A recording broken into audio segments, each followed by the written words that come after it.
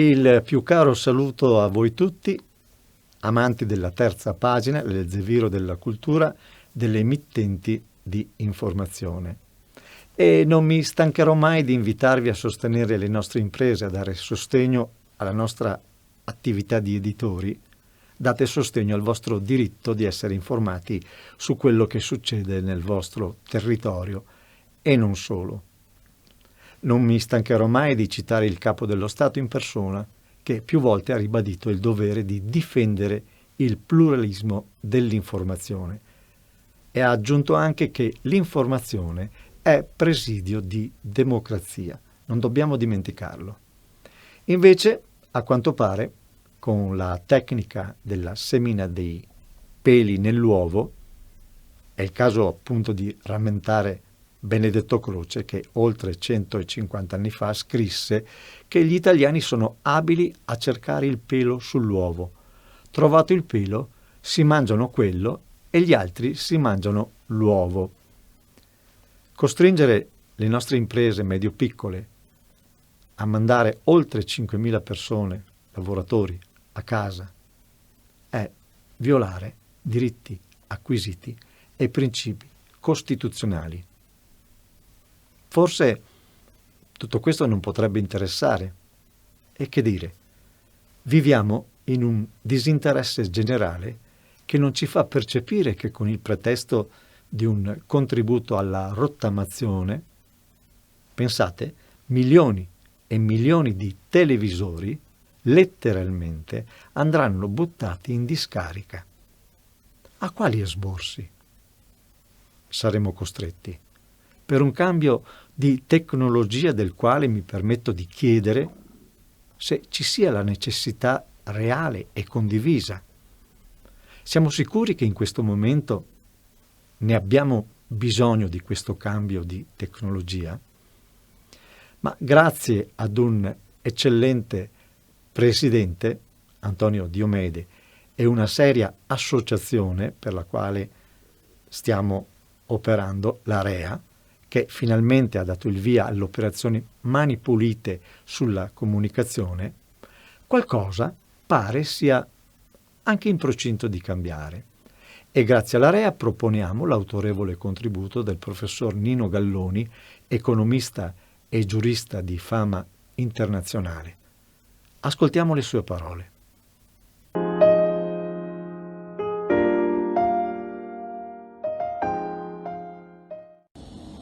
Le emittenti locali hanno un triplice valore nelle nostre società. Prima di tutto servono per dare importanza alla città, quindi devono essere collegate con i giovani, con i ragazzi, anche con la scuola, perché possono essere persino più utili di internet come tipo di lezione fatta da insegnanti qualificati. Secondo luogo, rappresentano un momento di allargamento sul territorio, quindi fra città a livello provinciale, ma anche interregionale. E in terzo luogo, perché possono collegarsi a livello nazionale e rappresentare un'alternativa alle televisioni sia pubbliche sia private in mano a interessi che non lasciano spazio al dibattito, alla vera informazione e alla democrazia. Quindi è importante difendere questa rete e eventualmente studiare anche finanziariamente un progetto o per azioni o per quote di tipo mutualistico e cooperativo in cui tante persone partecipino per sostenerle e quindi ne diventino in qualche modo protagoniste. Oltre che al professor Nino Galloni, economista e giurista di fama internazionale, è bene ricordarlo, siamo grati anche a voi, nostri spettatori, che ci onorate della massima attenzione. Grazie per gradire il nostro lavoro volto a informarvi su tutto quello che succede a casa vostra. Riteniamo sia anche corretto far sapere al mondo della politica che con il nostro umile lavoro, proteggiamo anche loro, quantomeno dai dettami di qualche, per fortuna sono pochi, i funzionari e i dipendenti dello Stato che probabilmente non conoscono l'articolo 28 della Costituzione, ma a noi è ben noto e presente. Le piccole e medie imprese sanno andare oltre e certo sono al fianco del Presidente della Repubblica quando dice che l'informazione è presidio di democrazia. Anche a loro dedichiamo la nostra qualità di lavoro, sia in quanto a produzioni che relativamente alla messa in onda in tutto l'ambito nazionale. Eccovi quindi la versione estate della nostra terza pagina della cultura dedicata alle repliche dei migliori nostri concerti. In questo numero rivedremo e ascolteremo uno dei nostri concerti per commemorare il centenario dalla Grande Guerra. Questo in onore del conte Brandolino Brandolini d'Adda, al tempo deputato del Regio Parlamento, accusato da un collega parlamentare socialista di essere un imboscato. In tutta risposta il conte Brandolini si fece inviare al fronte, ove nel Vicentino purtroppo perse la vita dilaniato da una bomba nemica. È stato l'unico parlamentare italiano nella guerra 15-18 che perse appunto la vita al fronte. In suo ricordo un tris di capolavori, a cominciare da quello di Max Bruch, annoverato tra gli autori conservatori del suo tempo, non certo vicino allo spirito innovatore di Franz Liszt e di Richard Wagner, solo per citarne un paio. È risaputo che un suo punto di riferimento fosse Mendelssohn. Come è certo che la produzione strumentale appunto di Bruch ebbe un successo che decisamente meritava, grandissimo successo. In una prossima edizione della nostra terza pagina vi faremo ascoltare Colin Drey, produzione appena realizzata ma all'aperto, capolavoro per violoncello e orchestra appunto di Bruch, ispirato a melodie ebraiche risalenti al VII e all'VIII secolo, qualcosa, vi assicuro, di immenso. Ma l'opera che ha dato ancor più fama e successo a questo grande autore è un lavoro da lui composto a soli 30 anni, il concerto per violino e orchestra numero 1, opera 26, cuore del concerto che proponiamo oggi.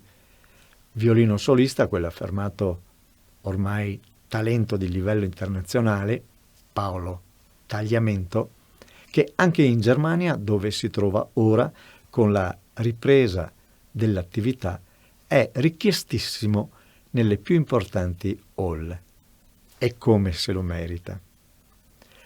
L'Ouverture Coriolano di Ludwig van Beethoven e la Sinfonia numero 40 di Wolfgang Amadeus Mozart, quest'ultimo coinvolto perché eravamo al teatro Da Ponte, e Da Ponte è stato il suo librettista, sono opere talmente note che non serve mi dilunghi oltre. A dirigere questa nostra prima esperienza in formazione filarmonica dell'orchestra, i solisti di Radio Veneto 1, il maestro Giorgio Sini.